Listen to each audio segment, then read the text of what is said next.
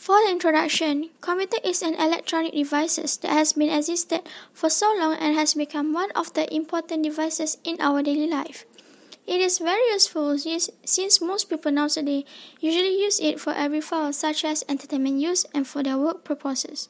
So, people need to concern regarding to their skill and ability of using computer as it is an electronic device that will be used the most now and in the future. However, most of today's young generation did not concern to the function and the main key of computer, which is the components. Therefore, we decide to create a prototype called Match Computer Components to improve their knowledge of the computer. Next is objective. First objective is to improve students' comprehension of the computer components.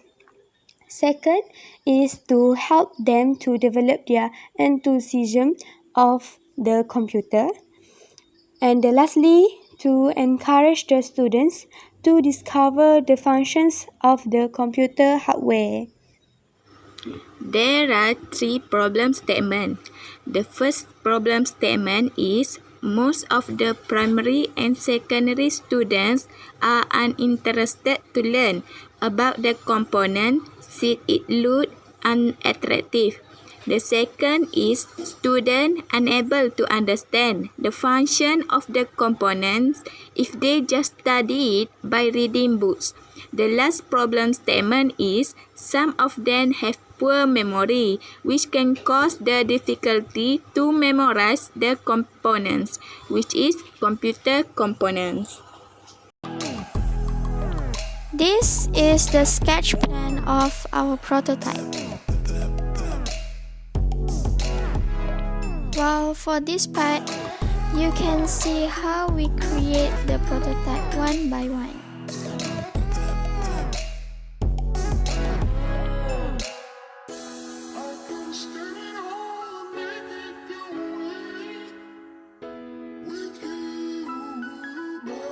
And this is the part where we show how to use our prototype.